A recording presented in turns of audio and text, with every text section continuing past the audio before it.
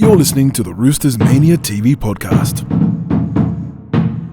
Ladies and gentlemen, welcome to RMTV, Roosters Mania TV. I'm your host, Preston Potts, joined by Theo Mavros. How you going, guys? What's happening? Yeah, not much, mate, not much. And we're joined by Jordan Taylor. Evening, gents. And to the man on my left, Luca Boone. Now, be prepared for some honest conversations about the game and life in general as we take on the 2025 season. This is a podcast by fans for the fans. We have no association to the club. This is solely just fans since birth. All right, lads. So we'll start from Jordan. Let's touch on why do you go for the Chooks? Where do I start? Look, it's a long story, you know, but at the end of the day, my first ever game of football that I ever watched the Roosters were playing, they won. They beat South Sydney. What else could I want in life? The first ever game of NRL that I watched, they beat South Sydney. And you know what? I was a fan for life. And it's that simple. Like, yeah, my mum and my dad were Roosters fans, so that kind of helped. But I was lucky. I made the choice. I saw the goodness of the club, so I got to stick with it.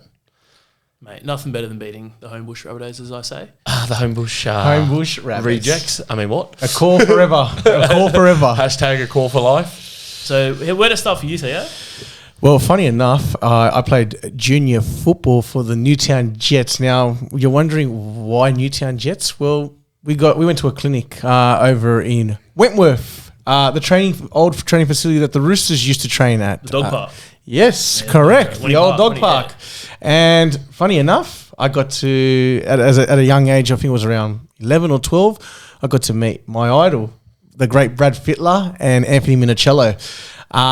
Was actually breathtaking to actually watch them. Funny enough, I wasn't actually a rugby league fan at that age. I was actually, my mum and my dad got me into soccer, and I obviously went to the clinic, and Brad Fittler came up to me, goes, "What was your name?" And I go, "Oh, Theo." And I go, "Who do you support?"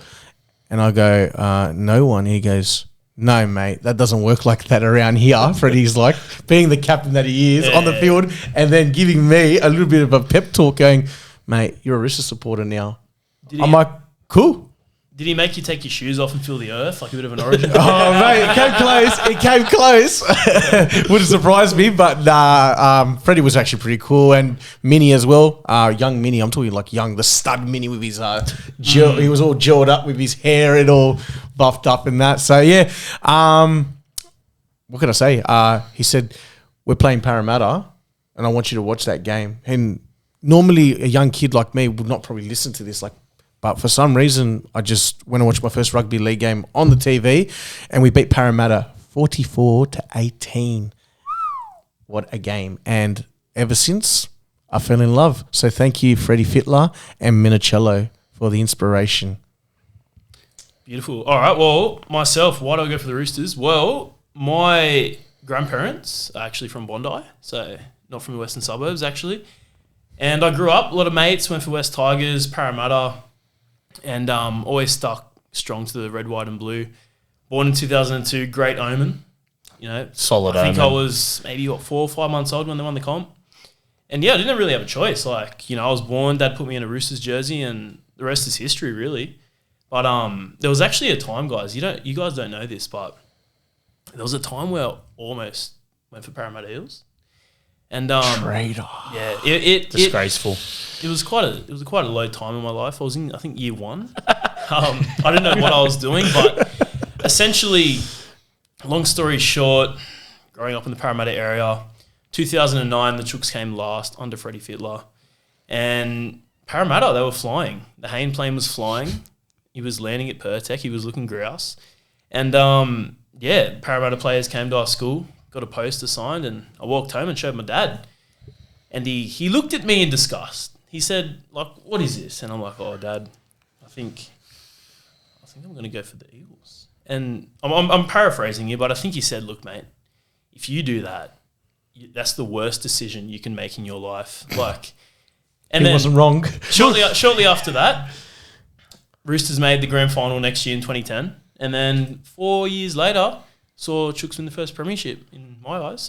So what I'm hearing is your father needs to write a book on parenting, because look, that's got to be one of the best parenting advice, decisions ever given to a child, I reckon. Or even a novel. Yeah, and husband as well. My mum actually, she's from the North Shore, Northern Beaches, and I think she had a soft spot for Manly.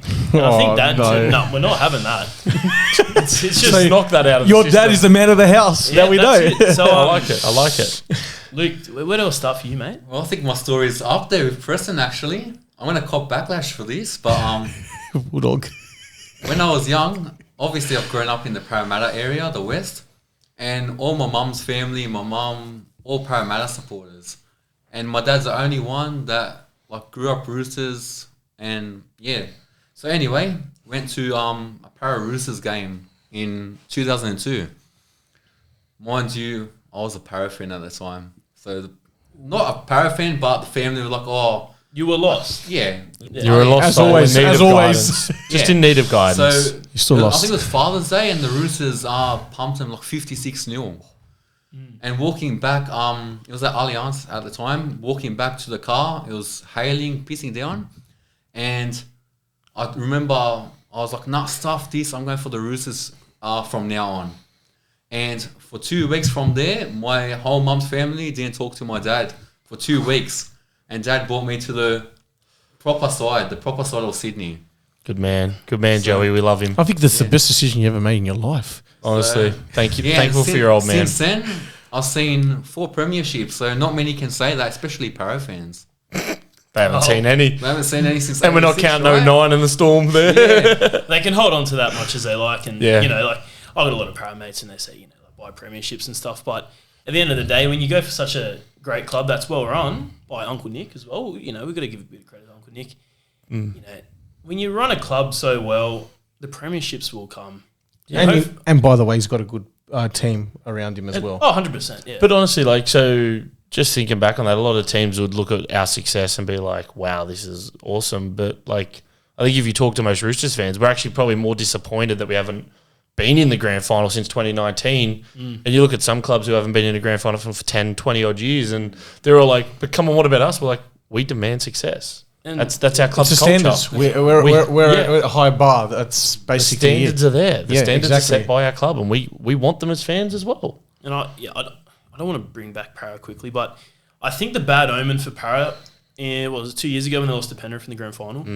When they were celebrating on the streets of Para after they beat the Cowboys in a prelim, I knew I was going to put everything on Penrith. So I was it's actually funny that you bring that up, because I remember there was a story told by our club legend, Luke Ricketson, and it was a similar thing. Back in 2000 when the Roosters made the grand final against the Broncos, Long time. mate, I was 7 years old. Theo was about 15, I think you would have been. Probably. You old bugger. I'm the oldest. But I remember, because my grandparents lived over that way. I was at my grandparents' place around that time. And, yeah, the Roosters fans were partying like it was, like they'd won the comp. And even Rico came out and said, we partied like we won it when we won the prelim.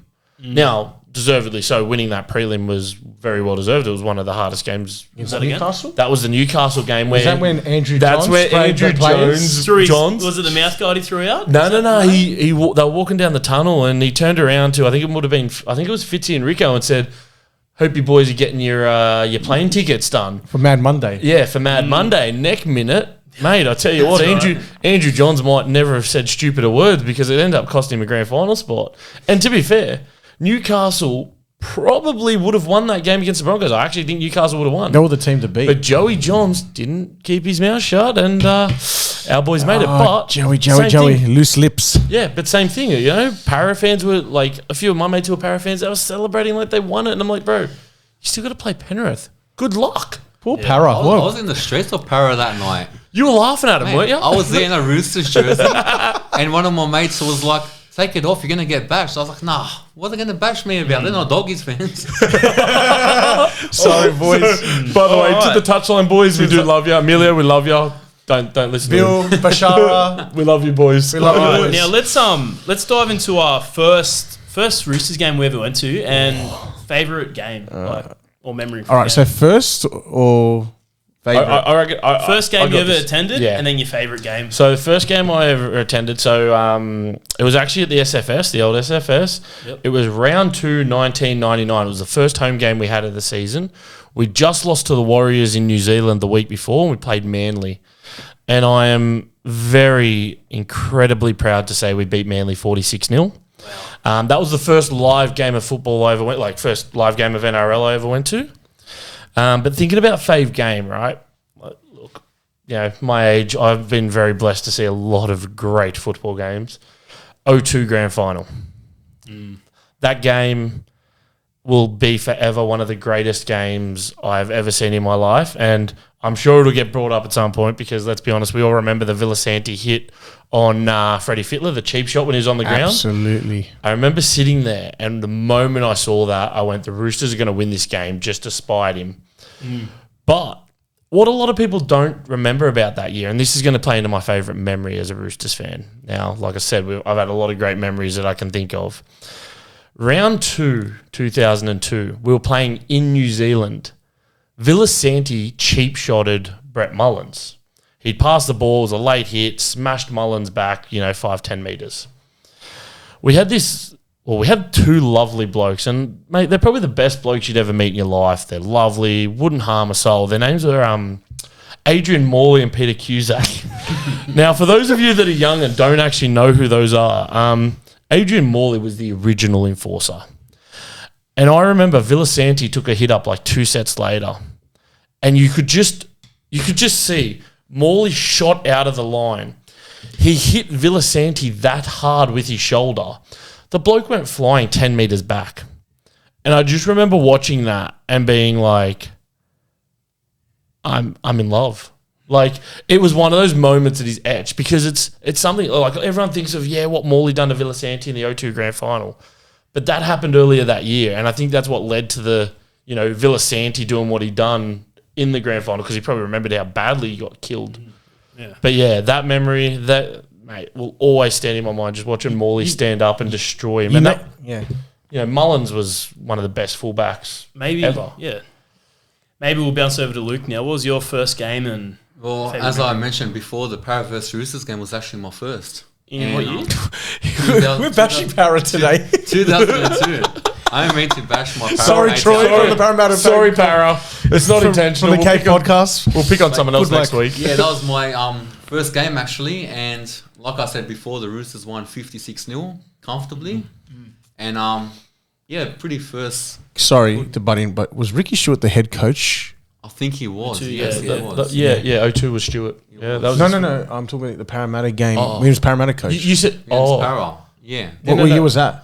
02. I was Yes. 3 Oh, at you the went time. 02. Oh, so Stewart was our coach then. So you were still getting Brian Smith. Sorry, my mistake, guys. Smith, you were still getting your nappies changed then. You would have been a young boy. You were playing with your Mate, Thomas I the was Tank only Engine train I was set. only 2 years old back then. Yeah. His little Tonka truck in the stadium, the old Pertec stadium. I'm going to copy on this podcast. Yeah, you are. Yeah, you All are. right, well, Thea, what about yourself? First game? Unfortunately, I was on the wrong side. We lost. It was Anzac Day, which is a very special day on the calendar. Roosters and Dragons are the only team to originally play Anzac Day when it was only just on the actual day, but now they call it Anzac Round, which is a great initiative by the NRL, and we're obviously grateful to acknowledge the soldiers and everyone that went to war. It's a great day to celebrate our great country. Anyway, so to the game, it was 24 to the Dragons and 20 to the Roosters. So it was a very tight game, and I think conversions actually let us down on that game. But look, it was a great experience because it was Anzac Day. So that's one thing I could take positive out of besides losing the game. But yeah, it was 2003 because I did mention earlier that I was a late boomer because I was more into the soccer. But thanks, Freddie. Favorite memory? Favorite memory? Oh, I think one of you might mention this. Or so you actually. Roosters versus Tigers, 2010. Yeah. Was it semi-final? Quarterfinal. Yeah, elimination. Can I just say, I was with my dad, and my dad, the poor bloke, he was a Tigers supporter, sitting next to me, and he thought, we've got this. I think we've got this. Because when Simon Dwyer, by the way, he would have got a grade 8. Not a grade 2, a grade 8 of a hit. Okay, let's pause for a second, right? If that hit happened now, the guy would be looking at 12 weeks suspension. He'd be going to jail. He'd be in Long Bay jail. I'm telling you. He'd be sitting in Long Bay. It's one of the most celebrated hits in NRL history. He'd be getting 18 weeks you know now. what? In all honesty, back to that, it was a cracking hit. I won't Oh, yeah. lie. Oh, yeah. I would have been cut as a Roosters fan, but you know what? And at the end of the day, I think Jared would have been cut It's- one, look- see you later, gone. In his current Bye, day. Felicia. It's hindsight. If that didn't happen, Tigers could have won. But Exactly right. But you know what? There was so many iconic moments in that game. It was not funny. Like I'm talking, Gareth Ellis got hurled 3 times up and did not score in that game. The poor bloke. He should have had at least not 1, not 2, but 3 meat pies. It was just incredible defense by the Roosters. Todd Carney, by the way, was in superb form. He was a Dally M player of that season. And on top of that, the iconic special moments, Sean Kenny Dow's intercept I think try. the game almost did 100 minutes. I remember it like it was yesterday. 98 or something. I think it was actually like the 100th minute that 100 he minute went over when the score. Liam Forden passed the ball, gave it a nice intercept. what do you call it? Sam Walker pass. And No, then, he done a Cody Walker. ouch! But we hadn't given it to South in a while. But I forgot to mention actually before that, Braith Nasser's field goal. That was nuts. I kissed my dad's bald head. I was like, I love you, and I went nuts. It was so soon to be like father, like son. thanks, boys. I am getting older, and thank you, Roosters, for making me lose hair because you make me stress. Yeah, like you've just touched on the 2010 final, Tigers Roosters. That's probably when I was probably 8 at the time. That's when I found out about anxiety. Because boy, oh boy, that was one of my favorite memories. I was sitting at home watching it on the telly, and my dad's mate was around. He was a Tigers fan, and he was pretty confident. He's like, "Yeah, no, we got this." So they had Robbie Farah back at the time, he had Benji Marshall, and I was just holding on to hope. And they slowly crawled their way back through. I just remember at full time, I was just doing these ones to my dad's mate, and I was just jumping up and down, loving it. But my first game, boys, we must love donuts because 2013 Roosters Eels, I think we won 40-0. Yeah, And I remember. Monday night game. It was a Monday I was gonna say that was the old Monday night footy. I think I remember Monday that night game. footy, and the whole fam, we all went out there. I think my brother was like 1. He was in the little pram. And we're at the game, and we're talking that old. Like we still had the paper tickets. None of this ticket tape yes. stuff. Yeah, no. And greatest memory. And I remember I looked behind me, and this poor para fan was just in tears to his grandma, and I just had a great smirk, and off we went. But You're a cruel human being. no, yeah. Hey, hang on. If you want to put some child through the child abuse of being a para fan, unfortunately, that's what's going to happen. I tell you what, right now. What is this bashing This para bashing. I'm loving it. Hey, I'm from the area. I love it. They might win the comp this year. The more we bash them, these players, they see this, they might win the comp. Or what they'll do is they'll have a repeat of 2009. They'll make it. They won't win the grand final, and then they'll be like the English cricket team and try and claim a moral victory. Please. It could go either way. Please, they're like the Dallas Cowboys. They're not winning anything. All right, so let's touch on favourite past player of ours and then present. So Start off with Jordan. All right. Look, you look at the size of me, it's no crap on what position I played when I played footy. Now, my past player, I say he's past, he's still playing rugby league, he's playing in the Super League. Jared Royer-Hargreaves, man. You can't go past the bloke. Like, look, he cops a lot of crap from opposition teams, but every person I have met that has tried to give me crap for him playing, like, that, supports another team, I said to them, if you had Jared on your team, you would be in love with the guy. He bled red, white, and blue. Literally, his 308th game was bleeding, It was the perfect. 307, that photo, 307, sorry. Yeah, that photo of him coming off, smiling, blood down his face. I was sitting actually. You were working for the club at that point. Yeah, I was actually right there, and then the photographers were just getting all those snaps, and he was just looking at the crowd, blood pouring down his face.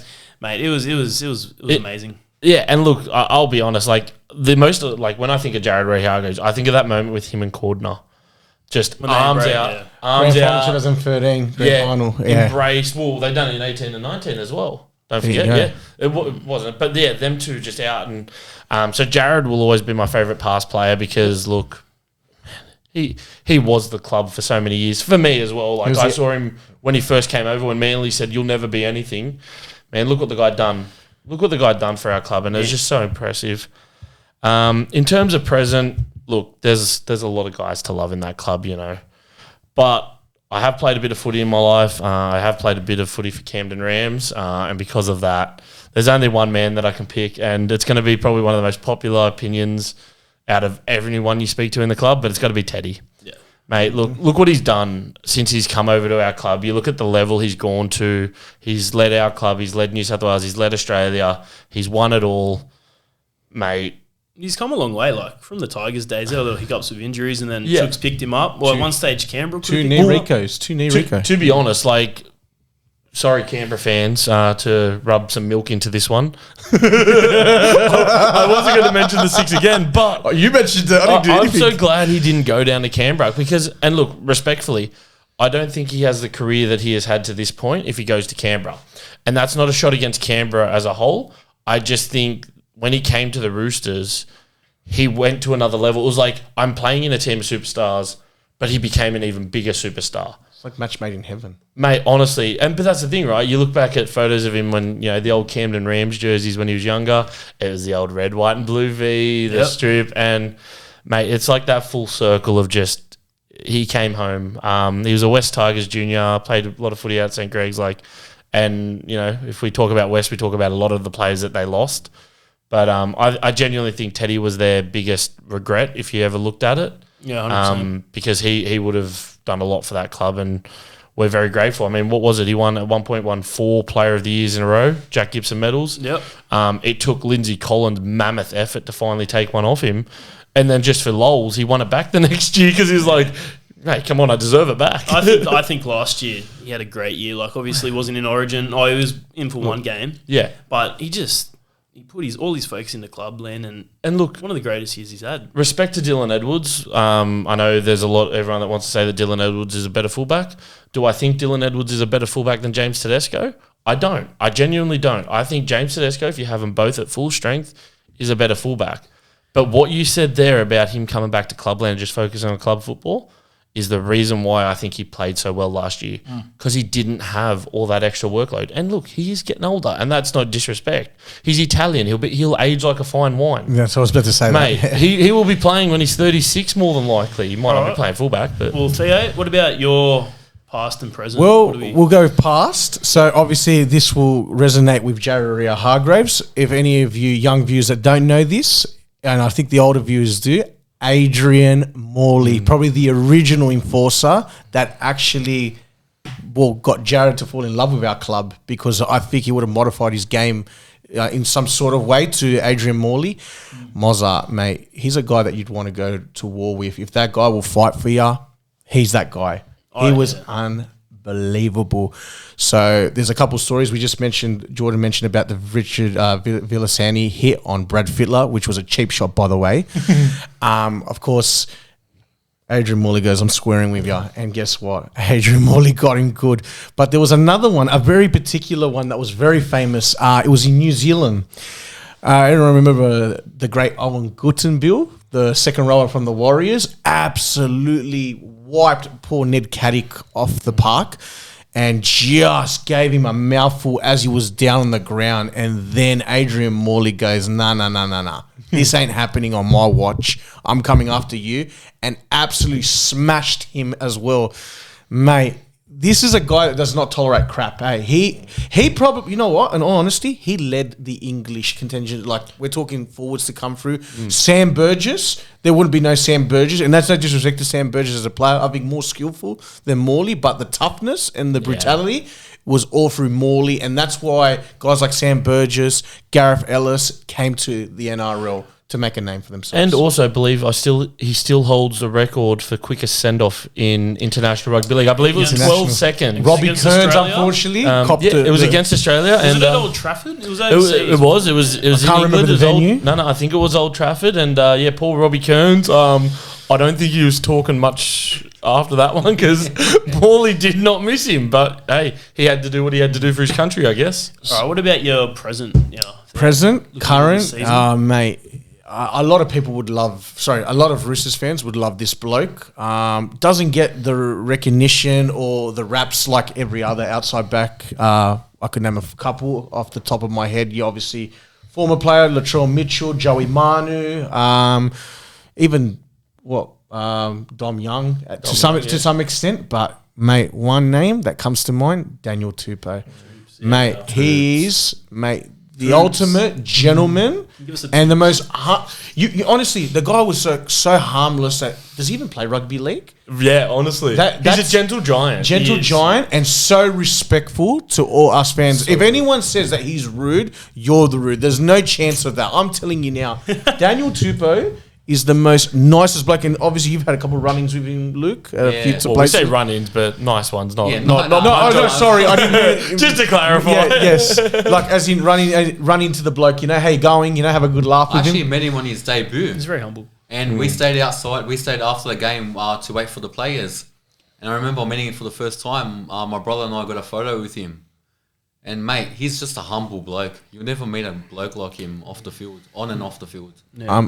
Back to Tupou for a second. So obviously, I want to talk about what he did as a player. His aerial threat in the air was like second to none. Majority of the time, he's winning that ball in the air. If a bomb's been given to him on a plate, he will take it with both hands.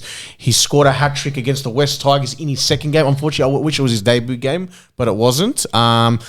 He obviously scored in the grand final and absolutely gave Dave Williams, the Wolfman, a bloodbath. The leap over the Wolfman is iconic. I was going to ask, what's your favourite Tupou try? Is that it? 2013 GF? Bro, anything with a grand final, mate, it's legendary. I can still hear Ray Warren in my head just going, Tupou, as he just launches. Well, you know what? To be honest, the bomb actually went the other side, but nothing was doing. They batted it back. And then James Maloney, being the cool, calm, composed half that he was, goes, you know what? I'm going to give it to Tupou and put it on a string for him.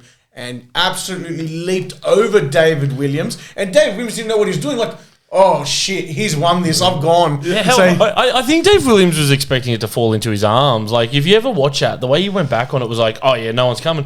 Tupes just acted like he was playing for the Swans that night and went up and over. So what did Ray Warren? Was it 35,000 feet he made up? It's pretty high. It's pretty high. Yeah, air tubes at 35,000 feet or something. Yeah. I'm telling you, I didn't know how Tupou didn't even actually take AFL. Honestly, he could have been a great AFL player, but I'm glad he chose NRL. Well, I'll tell you what, Tubes, if you need something to do after you retire in footy, Air Tubes, nice shoe brand, I'll buy one. So. Who wants Luke, Jordans? Let's talk about your favourite player from the past and present. My favourite player in the past would have to be Anthony Minicello. Yeah, Mini. And a lot of Roosters fans out there, like me, grew up watching him. And mate, he was just always awesome to watch. For like the Blues, Australia, mainly the Chooks. And I'll tell you what, if Billy Slater wasn't around, Mini would have had that number one spot for the green and gold. 100%. Yeah. It was always good to watch. And one of my favourite memories, like watching him, was round 1, 2012. And that was at ANZ Stadium. We were Against 8 points Souths? down. Yeah, they're great. We were 8 points down with 2 minutes to go. Yep. And I remember sitting in the Chook bend that game. I was like, I was in year 7 at that time. I was like, I got my first high school exam tomorrow. Come on. Probably didn't study. Only studied the team list that night. It was only art. And I was like, come on, I want a miracle.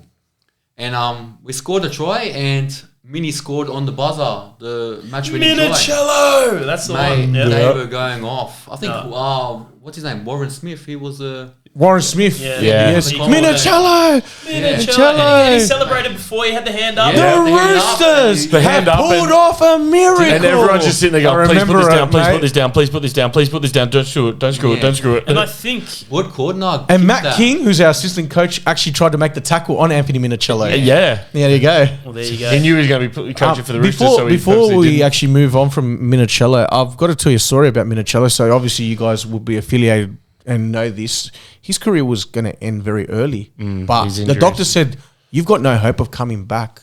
But his attitude and his determination to come back as the warrior that he was and win another premiership along the way, mate, is second to none. And that's for anyone. I'm not just talking rugby league athletes. You should modify your toughness and your attitude and your determination from Anthony Minicello because any other player, I honestly believe, would have given up and hang the boots. So I'm talking about a back problem that he had. I think he had 3 back bulging discs. he had like 3 surgeries or something on his back as well, and he was told, mate, if you come back, you won't walk from again. being paralysed because he was on the training field. And he talked about the story about Sam Ayub, who was the trainer. Yeah. Ran down the tunnel of Allianz and said, "Mate, get off the field. You're millimeters away from your spinal cord." Yeah. And it was like gut wrenching stuff to hear. Could not believe that. So, yeah, man, I just wanted to throw that out there. Sorry, Luke. Yeah, and he's like, the just Italian- interrupt you. He's the Italian stallion, I'd say. He's a But- Rocky Balboa. Yeah, All I'm going to say is if you're an Italian that plays fullback, just remember red, Modify white, and your blue. modify your Red, game. white, and blue. We have a thing for Italian fullbacks. They do well. That's right. And I'd say my current player right now, along Super would be up there. But one of my favourites right now would be Spencer Lanu. oh yeah, Back fence. fence. Back fence. Wow, back fence. Spence. Ooh, Do you sorry, remember got you, Johnny. round 21, we played Manly, and he was just going like try after try, was just going back to the fence and just running it straight. You actually, mate. I still remember when we really started that back fence bench chant in the Chook Pen. Anzac Day against the Dragons, and he That's came right. on, and we were just Spence. And he's back there, he's pumping the crowd up. He was and loving we're just it. like we're getting hyped up because he's hyped up just to take the kick off. I think we ended up booing Sam Walker because Yeah, Walker passed it to the other passed it. side. That's yeah, right. he passed it to someone else instead of The commentators were loving it. Yeah, They were I don't think I've laughing. ever heard a Roosters player get booed by a Roosters That's crowd right, like that. yeah. And because I think Spence knew that was his last carry, so he's like, I want to just destroy someone. So we ended up all booing Walker because Walker didn't pass it to him. That was Yeah, crazy. I'm sure we'll be seeing a lot more of that in season 2025. Oh, I hope Can't so. wait. So I'm going to touch on my past player. I'm going to say Boyd Cordner. I think legend. Every time Boyd had that ball in his hand, I could turn around and not even look at the telly and know he would run so bloody hard through that pack. He was, I think, what did it for me was just the leadership in Boyd. It stood out for me. He obviously went on to captain the Blues Australia. I think that's probably one of his proudest achievements. And then he won 3 premierships. It's like you cap it off with all that.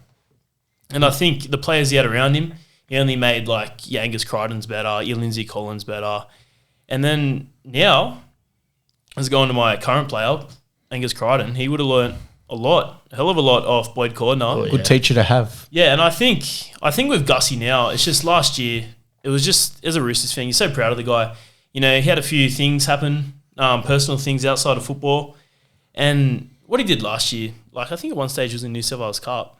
Yeah, he started in New round South Wales one. Cup. Yeah, and then to make his way back into the squad, cement his position, and then get back into Origin. I think my favourite moment from Gussie was, I think in Origin, it was like, I think it was game 3 up at Suncorp. Connor Watson flicked the ball, and then I think Jerome Luai. and then but Gussie played part in it. Was that where I was going to say, you talk about the one where Cherry Evans tried to come up and tackle him and he just laughed in his face and pushed him That away? was Ruben Cotter. And he- Oh, yeah, and that was- Cotter, that was because Ruben he done it Cotter. to Cotter he and had- Cherry he just had Evans. that yeah. dog in him in Yeah. Origin. He was just fending people off. He was like, get off me. And He was on a mission. And he look, was on a mission. Yeah. He was on a mission. just one thing, a bit of a segue, but it's an important thing that you got to remember about these guys. And I think Angus has been brilliant with the way he's spoken about everything that's happened. Is these guys are humans first and foremost, right? We're lucky we get to watch these brilliant guys play footy, but at the end of the day, they're human. So the fact that we get to see them and have that exposure to what they do each and every week is impressive. And they put their bodies on the line as yeah, well. they do that for our entertainment, and like we kind of need to remember that because they're human. So I think that's always important to remember. And Gussie was such an important, I think, changed the way a lot of people looked at players because of what he went through. Which credit to him, he came out and mate, he's been incredible. And there was talks of us signing. We nearly signed for Feeder instead of him last year. And Yeah, that was He did another sign point. him, but he backflipped. And Yeah. maybe it was a blessing in disguise. yeah, but then we went up to the Gold Coast and Angus Crichton made Fafita look like rinsed absolute. him. He Yeah, absolutely rinsed him. made him up look there. like trash, and that was Crichton going, "I'm the guy for this team, and that's why I'm staying." Fafita would have had nightmares that night, but I think he still I had the saw nightmares, to be him honest. too. There's a reason he didn't play Origin. I think he was scared of Gussie. yeah. But yeah, Gussie, mate, keep doing your thing, and I'll tell you Love your what, work. you might get a ring on that finger this year. Who knows? Cool, mate. No, you don't know. In Robbo we trust, as we say. And Robbo, we trust, yeah. we haven't really bought too many players this year. It's bought more in-house, Roosters Academy. So we might silence a a lot. few of the haters. We'll just got to wait and see. But So yesterday, guys, on Sunday, you boys made out to Cogra. Tell me a bit about that. How was We it? did. Well, actually, we started out at the charity match, the sports Windsor. shed Oh, yes, yep. charity match out at. Now, I had a great day. There's one particular thing that will stand out for me: Blake Austin. If somehow any NRL executive is watching this, sign the guy. The bloke. I didn't realise who it was at first. The bloke's out there in a bucket hat honestly looked like he was playing touch footy. And look, I get he's going up against content creators and that, but genuinely he made them all look like they were under 10s players. He was having fun. Mate, it was easier than a captain's run for him. It was hilarious. But you know what? I think there was one point where you and I were actually talking, Theo, and he was in first gear, made 3 line breaks, and then he quickly chucked it in second to put a goosey on, and then straight back to first to run over the line. And mind you, he had played against the former Origin halves in Todd Carney and Mitchell Pearce. And look, as Roosters fans, it was hard for us to see Pearce and Carney get done like that. But, mate, credit to Blake Austin for a bloke that hasn't played, high-level rugby league for 2 years. He killed it. It was brilliant. He was brilliant. He was unbelievable. And a shout-out, obviously, to the other player that was playing with Blake Austin, Brad Tangarangi. Oh. Mate, if anyone did not see the footage, I advise you to go on Sportshed TV. One of the poor content creators got flattened. And I actually spoke to Takarangi after the game. I said, mate, that was a brilliant hit. And he goes, yeah. He goes, I went at about 50%. He goes, I was getting annoyed because we almost lost. Yeah. And I'm like, mate, if that's your 50%, I'm glad I wasn't out there. I'll butt in quickly. Boys, I don't think you guys know this, but look, Luke, he's actually got a fear of spiders. Does he? Do you have a fear of spiders? What's the go here, mate? Just can't hang on to them, mate, or what?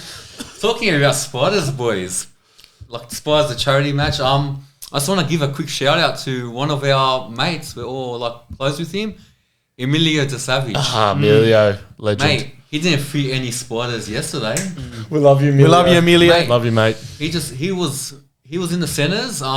He was always in the wing the last 2 years when he played. And because he's bulked up this year, they put him in the centres. And mate, he made some good tackles. Yeah, Mate, he killed it out there. He didn't fear anyone, and wasn't he in the team of the week? He made the team. Yep. Yeah, he Team made of the the All-Star team out of it, or whatever they want to call it. Like for his size, mate. Team of the day, or that's what they call it. Was what they call it, but yeah. Well, team of the year, really. There's only one game a year, so that's Yeah. I'm taking team of the year That's a for fair him. assessment, Man yeah. deserves it. Yeah. For his size, mate, he took people double his weight. Mate, he didn't give an inch, anything, bro. He mate. went hard. I'll tell you, I think it was only an elbow from his own teammate that actually knocked him onto the ground. You know what? Yeah, He got elbowed, and he still got up. yeah, went Mate, hard. killed it out. Man didn't stop. Good on him. He probably would have felt at home playing for Magpies as a Yeah, kid. yeah. right. He was talking about that. Good to come home. Have And homecoming. then, so you boys, you made your way down to Cogra, We the did. outside of Sydney. How was the Roosters versus Dragons trial match? What did you? The crowd was amazing, actually. Yeah? For that double header, like the hill was pretty much all packed. Yeah. No, I will say though, there was a lot of Doggies fans there, which is good to see after last year's success.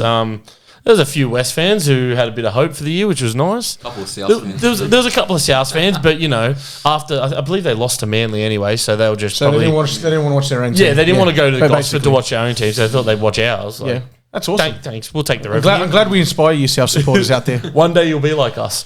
But look, I don't know. Like, I don't know about you boys. I've seen a lot of crap going on that boys are like people are complaining about the way our boys played, but And you the know result what? as well. Yeah, the result. Like, look, all right. So it was 26-8, right? We scored 2 tries. We didn't convert them. They were sideline conversions. Sando Smith, who's going to be a great player for us, missed one from the sideline, and so did Jake Elliott. But I have a lot to like out of that game. Like, I genuinely think the fact that the Dragons put on their, what will probably be their starting lineup in round 1 to start the game. We had some, experienced NRL players. We had a lot of young guys step up and really Take it to them. Take it to them. Which, Yeah. and look, I'm not saying this to take this away. I've got some friends that are Dragons fans. Please don't kill me. I'm not saying this to be mean, but a couple of the Dragons tries, respectfully, they weren't like Bit sloppy. Well, yeah, exactly. They're a bit sloppy. Like, look, Flanagan, show and go. Like, that was brilliant. That was a great try. Credit to Kyle on that. He done it. Damien Cook's try in I think it was the 23rd minute was, it was a rebound. He was in a great spot to pick it up. Ethan King. It was just unfortunate for the Roosters, but it just happened to fall in the lap of the Dragons. Yeah, but like, it wasn't like they overpowered us. Like, I think if you really broke down the stats and on that bloke, and I've done that, And you brought your stats. Shit, I've brought the stats. Now, don't fight me. These stats are as per NRL.com. So if you want to bring up Channel 9 stats, that's up to you. But we had more possession. We actually had 52 to 48. Now, this is something that Roosters fans, I reckon, everyone would love to hear. We had better completion. Wow. Now, That's our something we're completion, struggling. something we've struggled with for years. 84% we Wow. completed at, which That's quite impressive. I mean, for a Roosters team, that's almost like 100%. Like, we don't complete a lot, but we're normally successful. We run risks. How many penalties did we give away though? Whoa, this is the stat. Now, I've purposely hidden these stats from you boys for a Mind you, specific by the reason. way, the most penalised side in the NRL.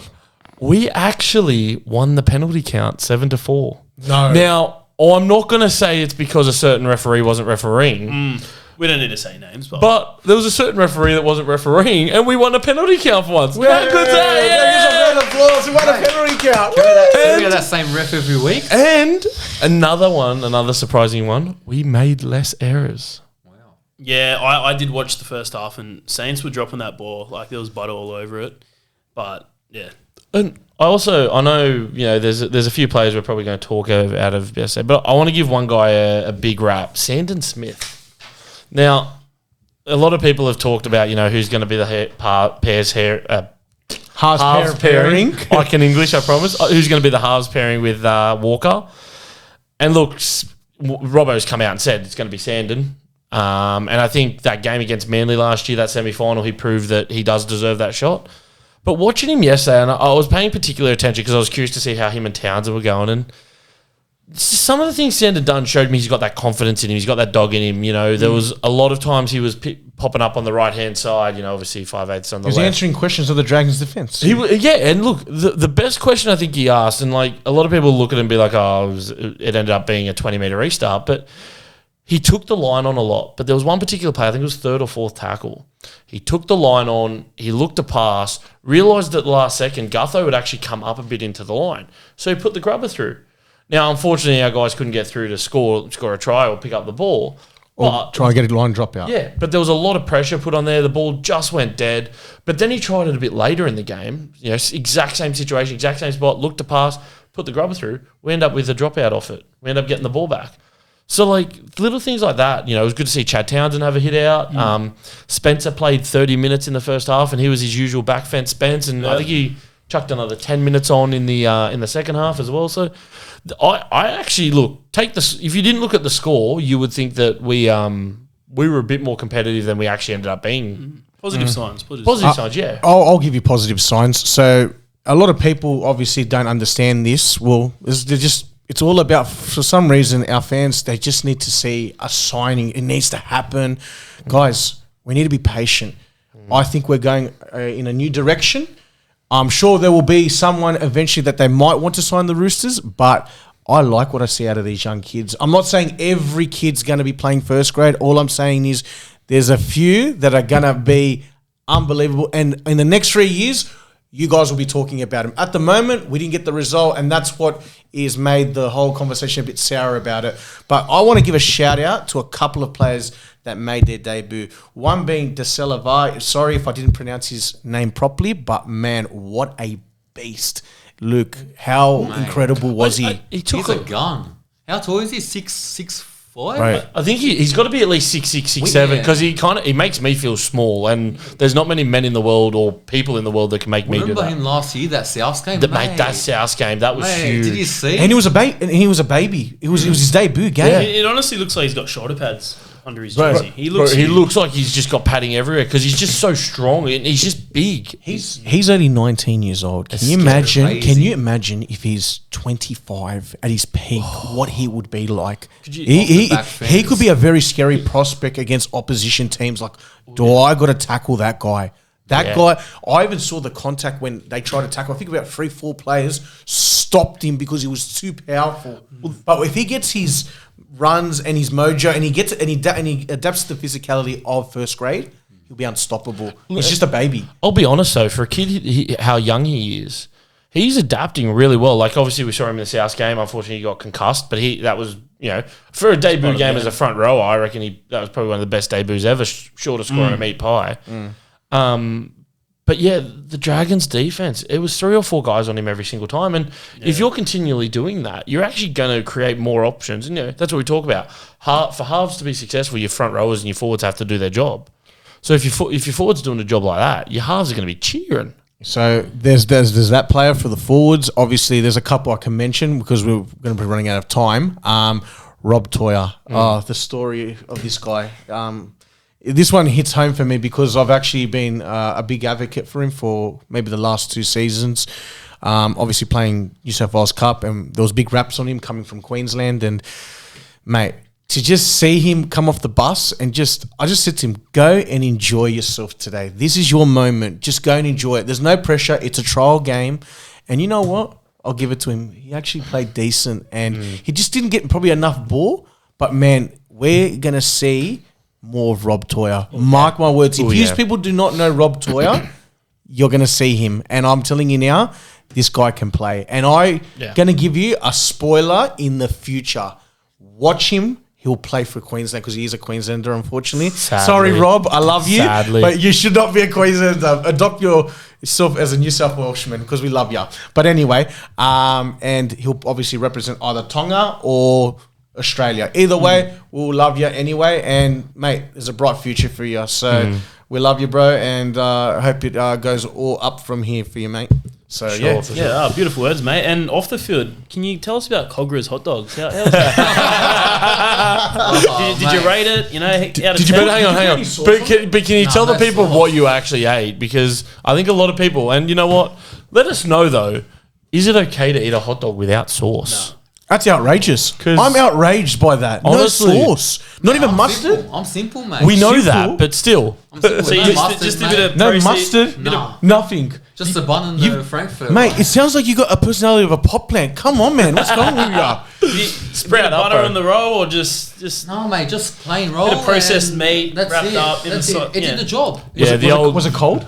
The old lucky bag of meat. It was warm. It was alright. At least it was warm. Yeah. That's something. No I've had garlic. worse hot dogs. I've had way worse hot dogs. No garlic on the hot dog. You read garlic. No, that's only with the Lebanese bread, mate. Yeah. True.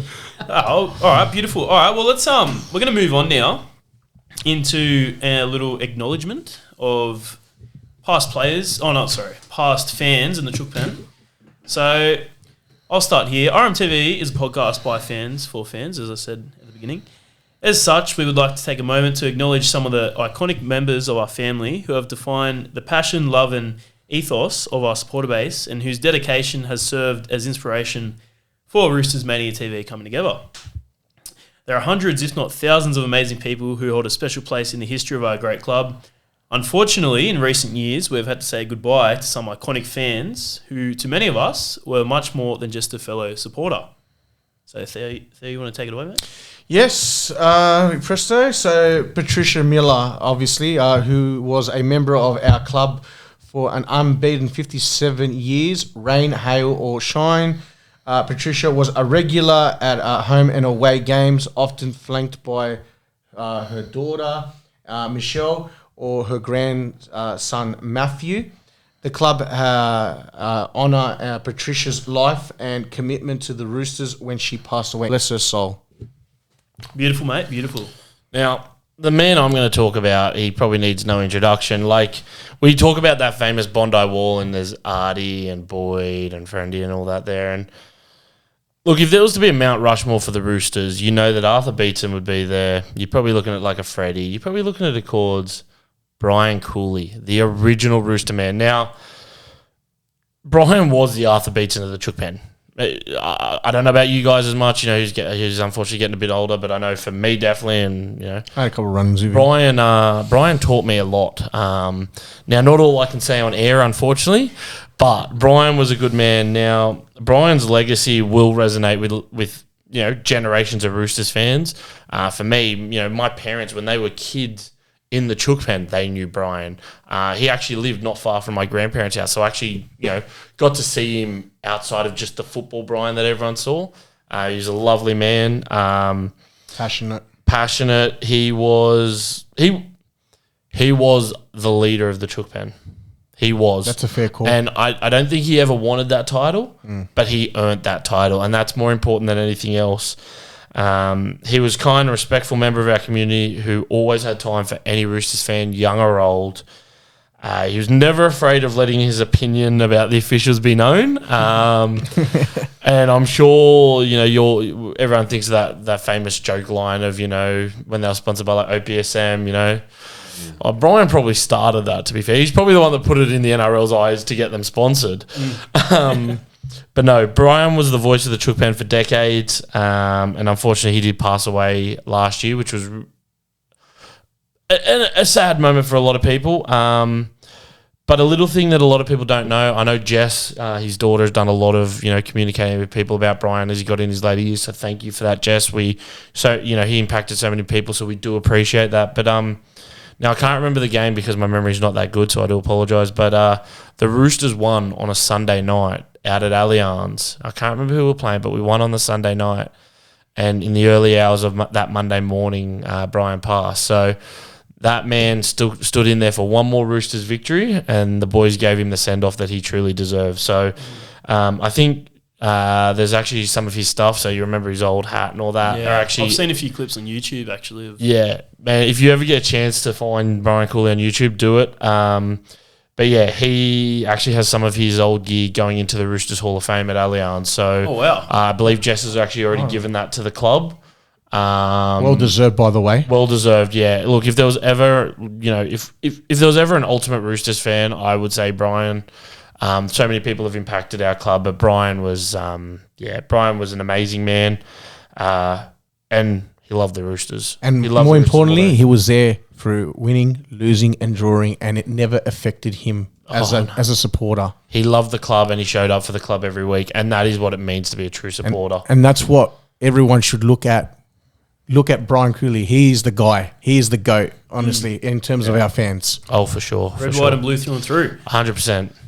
Yeah, I'll go next. Alongside with all those beautiful people that passed away, God rest their souls. I'd like to mention someone in the Chookpen that since I entered the Chookpen, he's been there since day one, and his name was Michael Little John. And boys, this guy, he always bled red, white, and blue. He was an amazing bloke, and he was just all heart and soul. And he was the front line and centre for the team, like for the fans, like on and off, mate, outside the stadium. Always happy bloke. And he built long-lasting relationships, like on and off the fields, and left a stamp on like every person's heart. He was just that much of a top bloke. Like, he was the funniest bloke in the Chookpen. One stage, actually, I don't know if you guys like saw it, but he wore a T-shirt that said, "Wanna pet my COQ." Mate, he was a funny bloke. And he'd go around like before the games to each member in the Chookpen and get them to rub for good luck, rub the shirt for good luck. But, yeah, he was such a great guy, and sadly he passed away in 2022. And many people that know him, like everyone that knows him, he played a special place in everyone's heart. In the Chookpen, yeah. Oh, well said, mate. Well said. So, all right, we'll move on now. So, yeah, essentially here at RMTV Podcast, I like all fellow Rooster supporters that carry their memory with us each week as we cheer on the mighty Chooks. Their memory serves as a reminder that we are a family which comes from various walks of life, all over Sydney, all over Australia, all over the world.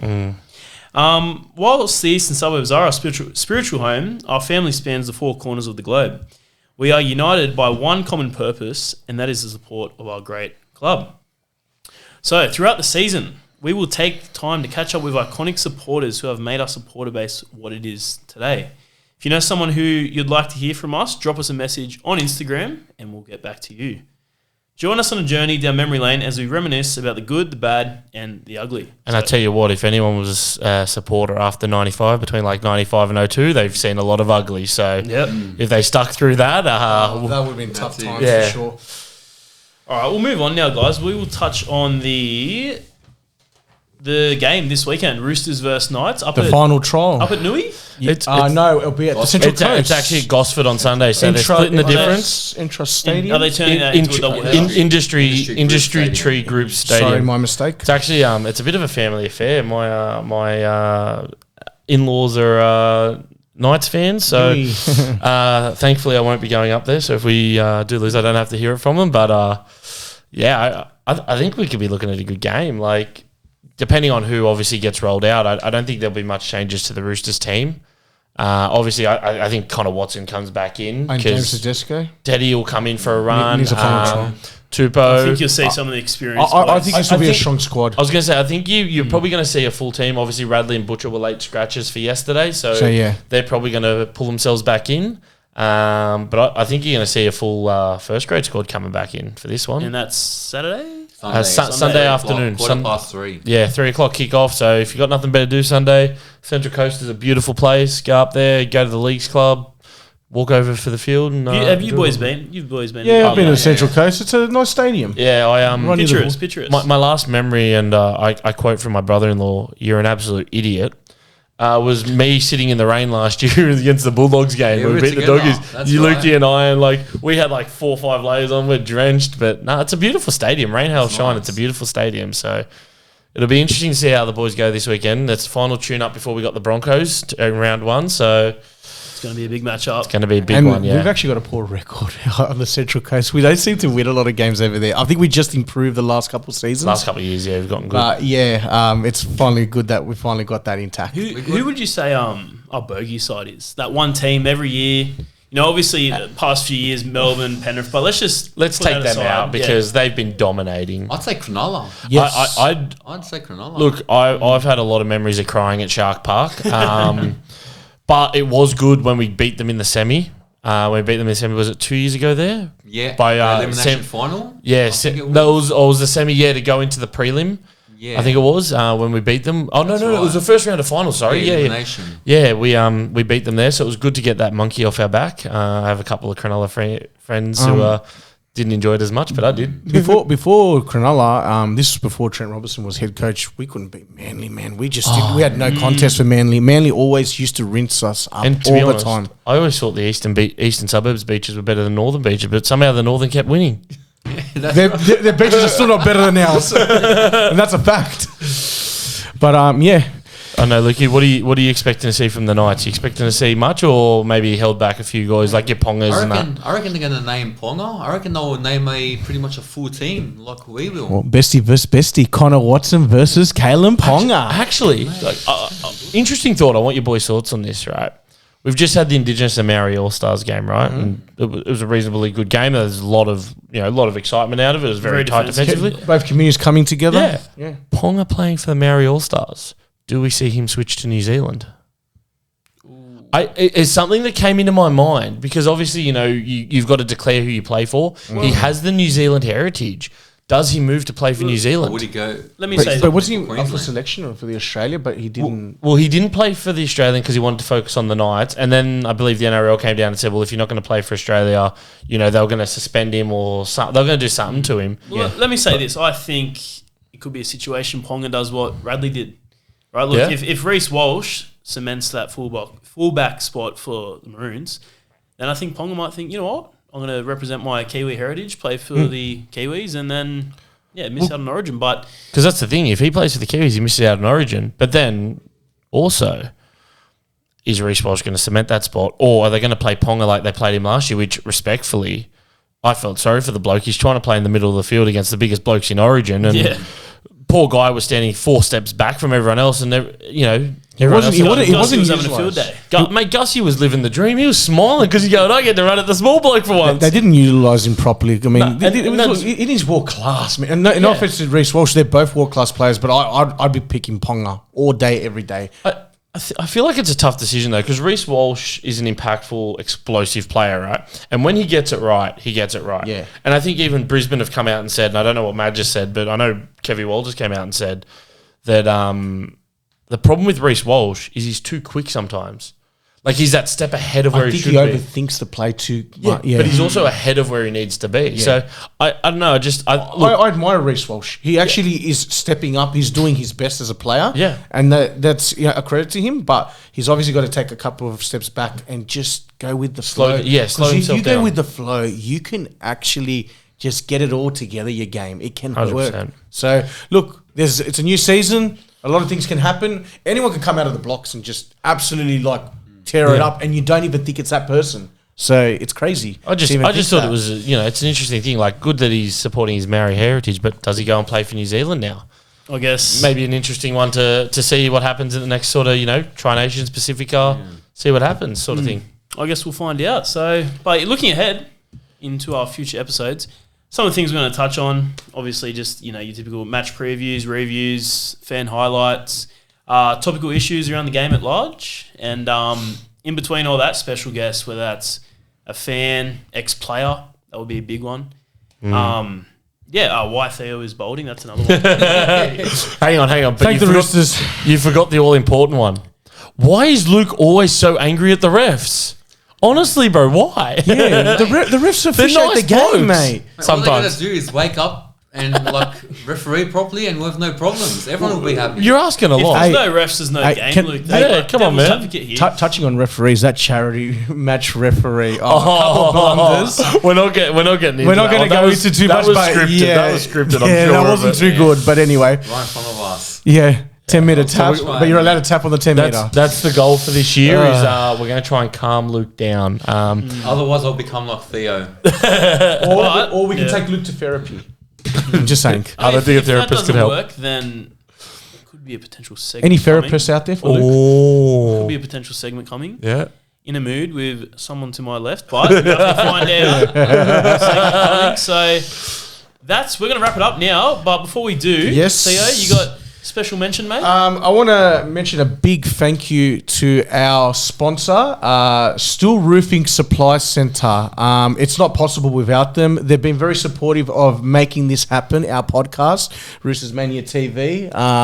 So a big thank you to them. And if anyone is after roofing materials, whether you're looking at fascia or gutters or any other items, please go to www.stillroofing.com.au.